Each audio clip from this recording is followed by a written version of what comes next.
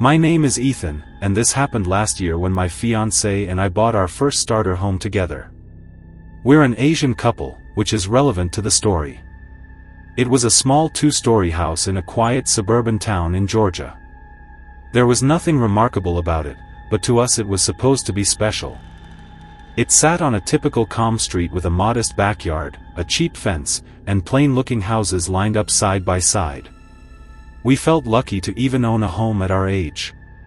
It was supposed to mark an exciting point in our lives, one that was literally taken from us, which you'll soon understand. The first few days were normal. We unpacked boxes, met a few neighbors, and tried to settle in.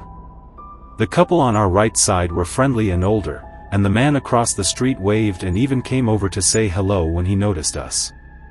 But the house on our left side was different. For the first few days, we didn't see anyone come out. The curtains stayed drawn constantly.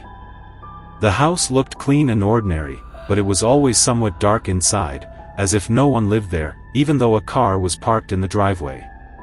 The first time we noticed anything unusual was one afternoon when my fiancée and I were carrying groceries in from the car.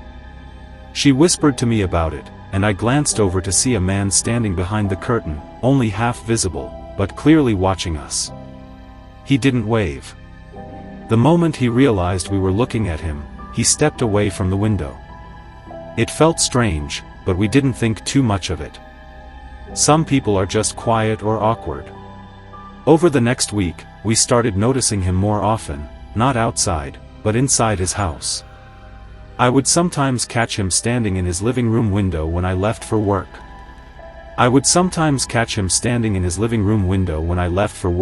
And my fiancée later told me she saw him once in the upstairs window while she was checking the mail. Every time either of us noticed him, it felt like he was watching us, but never for long. The moment we made eye contact, he would disappear from view. Then one night, something happened that made both of us uneasy in a way we couldn't ignore. Around midnight, I was getting ready for bed and walked past our upstairs window. Our bedroom window faced directly toward his house, so I looked out without thinking. That's when I saw him standing in his upstairs window. This time, he wasn't partially hidden or standing behind a curtain. He was fully visible, standing upright with his face turned straight toward our bedroom. I froze for a moment, unsure if my eyes were playing tricks on me, but the instant he realized I had seen him, he stepped back and vanished from the window. I remember nervously laughing and saying to my fiancée, "Great, our neighbor's a creep." The next morning, the man came to our front door, which was the first time we had ever seen him outside. He knocked politely and introduced himself as Gordon. He apologized for how it looked the night before and claimed he had been placing something on his window ledge and hadn't meant to look into our room. He smiled the entire time, and it was friendly enough to ease my nerves a little. I wouldn't say I trusted him right away, there was still something slightly off about him, but I appreciated the apology. Not wanting to be rude, I told him it was fine. After he left, I told my fiancée that he seemed somewhat nice, just a bit strange, and we agreed to try to forget about it. About a week later, something else happened that we couldn't brush off. In the middle of the night, my fiancée shook me awake and whispered that she heard someone outside in the yard. Still half asleep, I got up and went to check the window, telling myself it was my responsibility to see what was going on. When I looked outside, I saw someone moving through our backyard. Unless Bigfoot had decided to visit, it was clearly a person, a full-grown man walking around as if he was searching for something. Without thinking it through, my first reaction was to shout, "Hey!" The moment I did, the figure hurried toward the gate and slammed it shut behind him.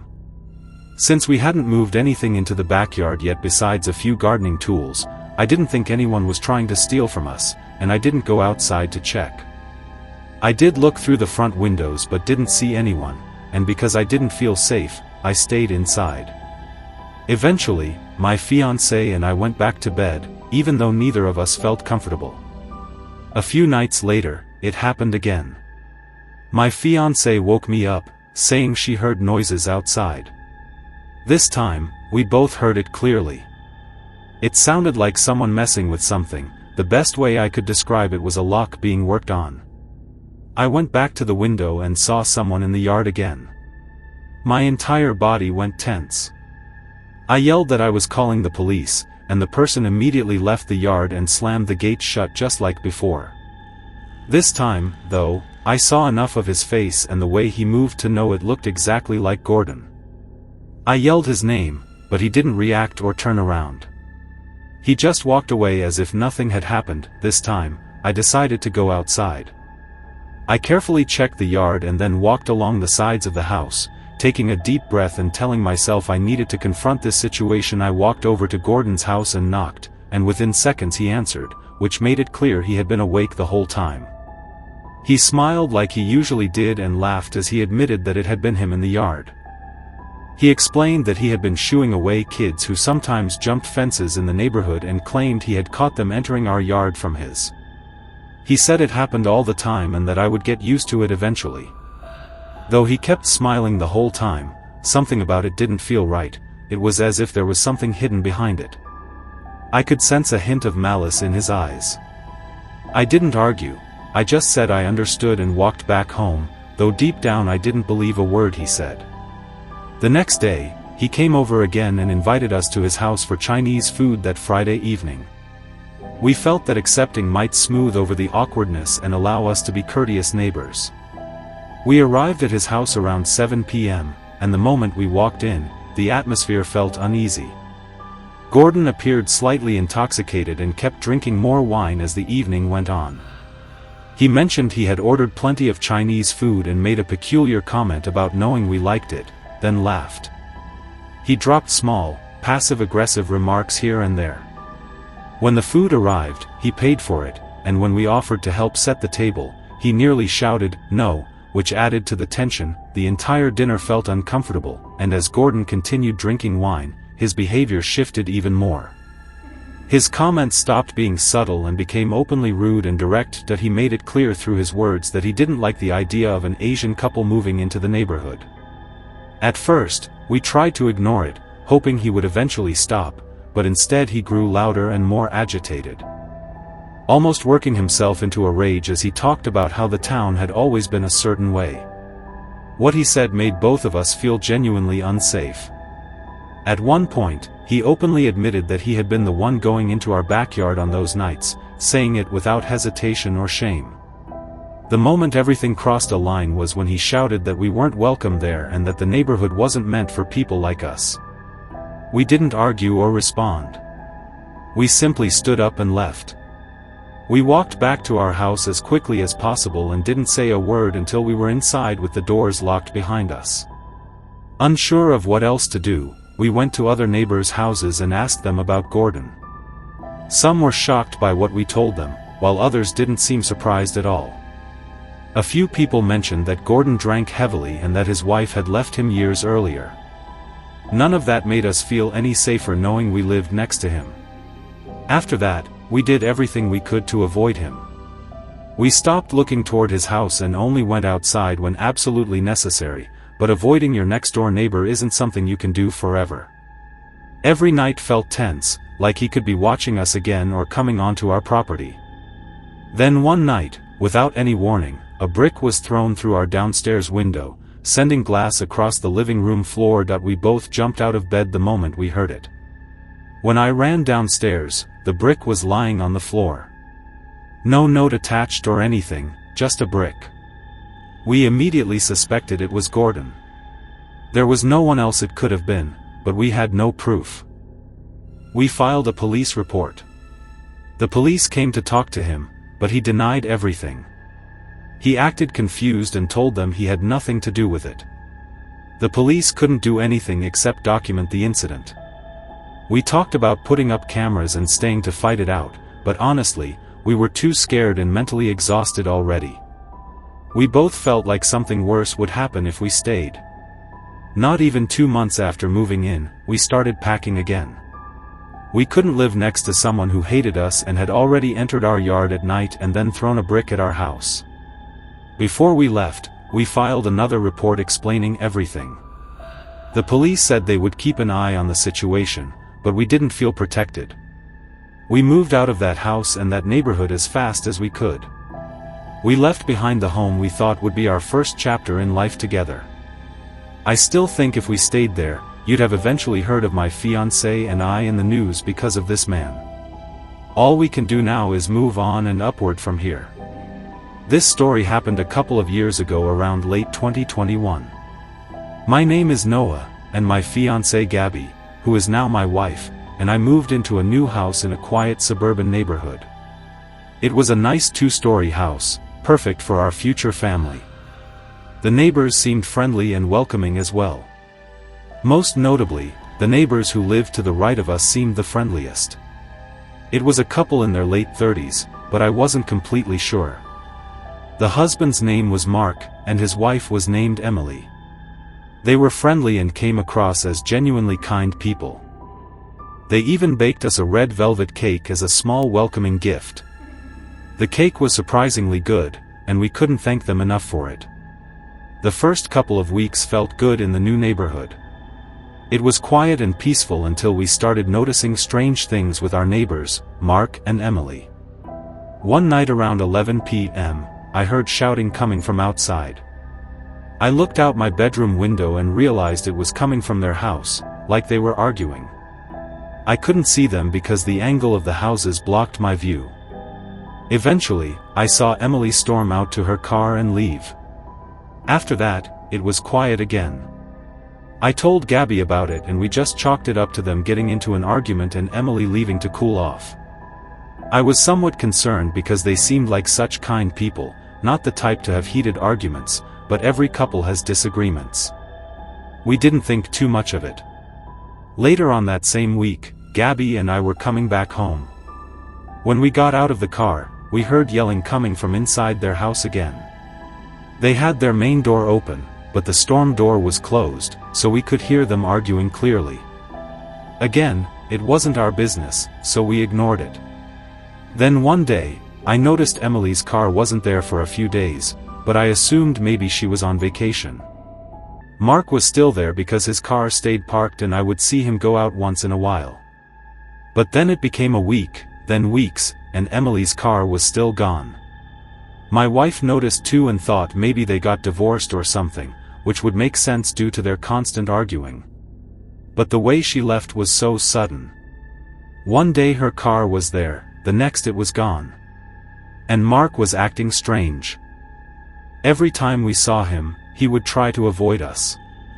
He wouldn't wave like neighbors usually do. And the rare times I talked to him, he would speak fast and try to end the conversation as soon as possible, like he was nervous. Something was definitely off with him. After 3 weeks of Emily being gone, I decided to go over and ask Mark how things were. My fiancé argued against it, saying it wasn't our business and to leave it alone. But curiosity got the best of me, and I knew she was curious, too.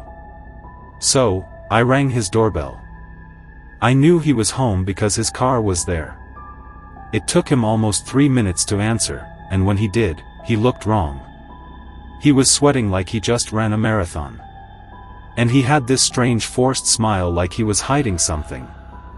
I asked him about Emily and why I haven't seen her or her car in a while. He hesitated and said, she just went to go stay with her mom for a while out of state because she's very sick and she's looking after her. I felt like that was a lie, but I didn't question it. I might have believed him if he wasn't acting so odd. I then asked why he was sweating so much, and he said he was doing workouts upstairs. He was speaking really fast, like he was rushed or nervous, but then something happened that made my heart drop. I heard a voice scream from somewhere inside the house. I wasn't exactly sure where, but I was almost positive it was a loud, panicked voice yelling from inside the house. I asked what that was, and Mark quickly said, I'm just playing a movie upstairs, and forgot to pause it. That made no sense since he had just said he was working out upstairs. I just said okay and told him I would catch him later. I went back home and told Gabby everything. She was just as concerned as me and told me to call the cops. I did and requested to stay anonymous even though Mark would probably know it was me. I told the dispatcher that I heard something strange in my neighbor's house and wanted a welfare check. Eventually, an officer pulled up. About 10 minutes later, I heard sirens and saw 5 police cars and an ambulance. Me and Gabby rushed outside. Officers were everywhere. Mark was being taken away in handcuffs while Emily was being assisted by paramedics. We later found out Mark had been holding Emily against her will, and things had escalated badly. He had locked her in a room for days. I didn't even know there was a separate basement-like area in the house. He had been threatening her and preventing her from leaving. When I heard that scream while talking to him, it turned out she had panicked while he was answering the door. That explained why he was acting so strange. Fortunately, Emily was taken to safety and treated by the paramedics. As Mark was being escorted into a police car, he said, "I know it was you who called them, and you'll regret this." I wanted to laugh it off if the situation wasn't so tense, knowing he would be held accountable for his actions. It's crazy how you never know who people truly are behind closed doors. Mark seemed like a friendly, normal guy, and so did Emily. They looked like a great couple, but clearly there were serious problems hidden underneath the surface. A couple nights after the incident, I woke up suddenly in the middle of the night. The room was dark, and I could see the silhouette of someone standing there. As my eyes adjusted, I realized it was Mark. My heart sank instantly. He said, "I told you that you would regret this." He was holding a knife in his hand. I tried to talk him down, telling him to calm down and just talk to me, but he didn't respond. I pressed myself back against the headboard, frozen in fear. Then, without warning, he lunged toward me. I screamed, and then I woke up for real. I was breathing heavily, and Gabby was right beside me. She asked what was wrong, and I told her it was just a bad dream. She went back to sleep, but I couldn't. The fact that I dreamed about my former neighbor, a man capable of killing, breaking into my house to hurt me still chills me to this day. Most dreams fade quickly, but this one stayed vivid, and the words he said in the dream were the exact same ones he said while being taken away in handcuffs. I never told my wife about that dream. I don't know why. Maybe because she would think I was losing my mind, or maybe I just didn't want to stress her out even more. Eventually, after we got married, we moved to a different part of town. It's a quiet neighborhood with a great house, but that entire experience traumatized us. Knowing we once lived next to someone capable of such violence still haunts us. My name is Devin, and this happened 2 years ago when I was 24 and living in a duplex in Queens, New York.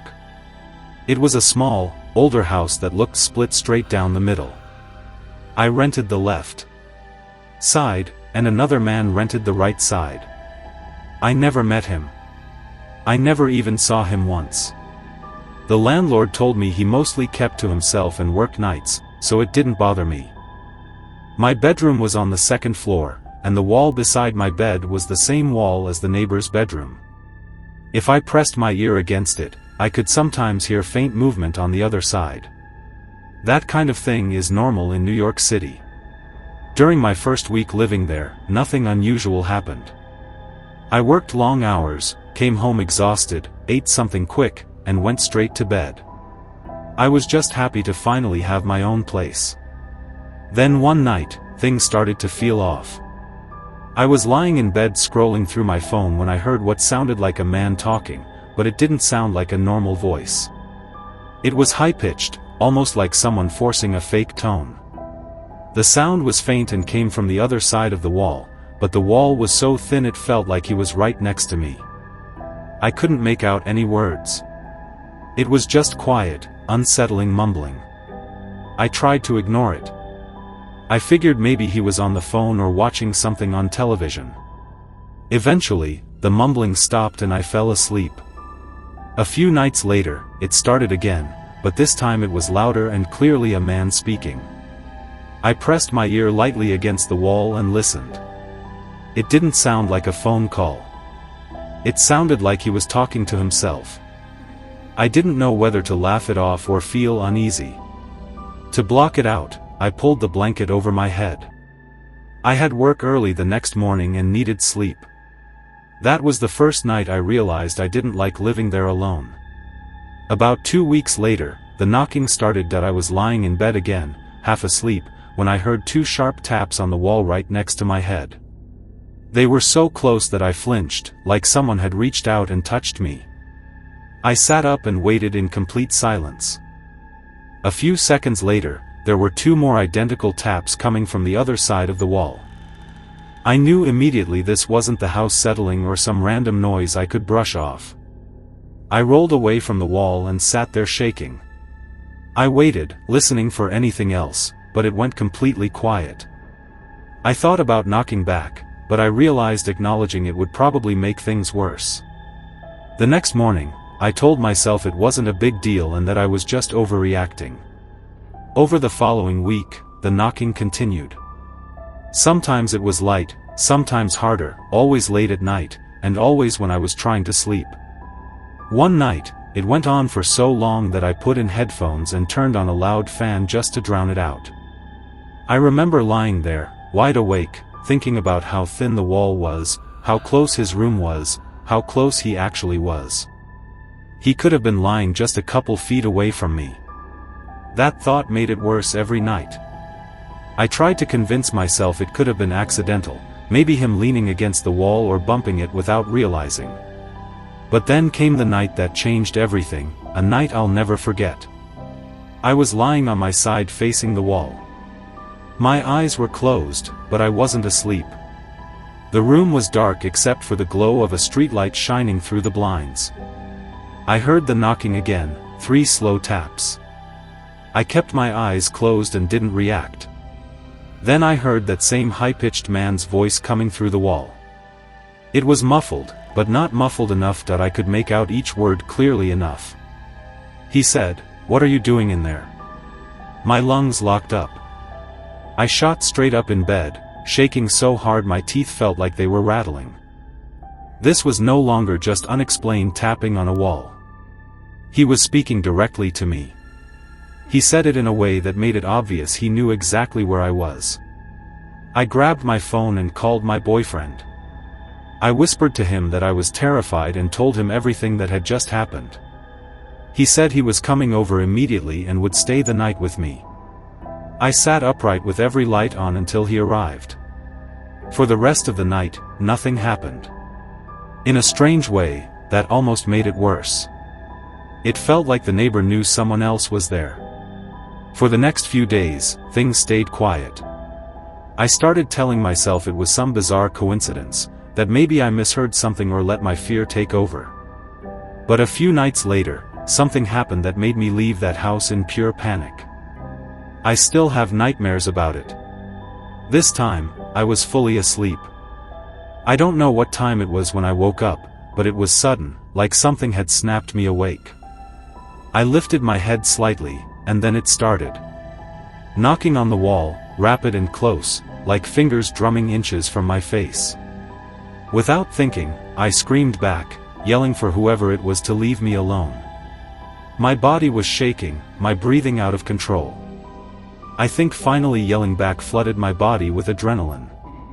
I don't know exactly what I expected to happen next, but I knew in that moment that whatever was on the other side of that wall was no longer just noise. Next, but what happened after that was something I never could have imagined. There was a voice. It didn't come from the wall. It came from inside my room. A voice in the darkness said, "Go to sleep." It was deeper, closer, and unmistakably inside the room with me. I launched myself off the bed, screaming. The next few seconds were a blur. I only remember tearing through the hallway, down the stairs, and out the front door. Suddenly I was in the street, barefoot, screaming for help over and over. I must have looked completely unhinged. I ran onto the sidewalk, constantly looking over my shoulder, expecting someone to be right behind me. I didn't stop screaming until a man 2 houses down came outside and stared at me like he had no idea what to do. I begged him to let me use his phone to call my boyfriend, but he told me that by the sound of it, I needed to call the police. So I did. I stood there on his sidewalk, shaking uncontrollably and crying until the police arrived. When they showed up, I told them everything that had happened. They asked if I was absolutely sure someone had been inside the house, and I told them yes, without hesitation. 100%. They drove me back to my duplex, and 2 officers went inside. My front door was still wide open, exactly how I had left it. They said there were no signs of forced entry. They asked if I remembered unlocking the door when I ran out. I had no memory of touching the lock at all. I told them I didn't think I unlocked it, but I was in such a panic that maybe I had without realizing it. I honestly couldn't be sure. They searched every room, every closet, under the bed, everywhere. No one was found inside the house. The police even knocked on the neighbor's door, but there was no answer, and it seemed like he wasn't home at all. Eventually, my boyfriend arrived and took me back to his place. I was still trembling hours later and didn't manage to sleep for the rest of the night. The next morning, I called my landlord and explained everything, insisting I needed to know who the neighbor was and whether he had any history of unusual behavior. I also told him I wanted to break the lease immediately. At first, he resisted, saying there was a notice period and paperwork required, but I made it clear I wouldn't step foot in that duplex alone again. After a full day of calls and back and forth, he finally agreed to let me terminate the lease. My boyfriend came with me every single time I returned to the duplex to move my belongings. I refused to go alone. During those days, we tried knocking on the neighbor's door several times, but no one answered. It was like the unit was empty, though there were signs someone lived there, packages on the doorstep, a car in the driveway, but no human presence. I ended up staying with my parents until I could find a new place. Even now, I don't know if the neighbor actually entered my room that night, if someone managed to get in without the police noticing, or if it was all a result of stress, but the latter seems the least likely given how real the events felt. My landlord later told me that the neighboring tenant eventually moved out without a word. To this day, I have no idea what truly happened in that duplex.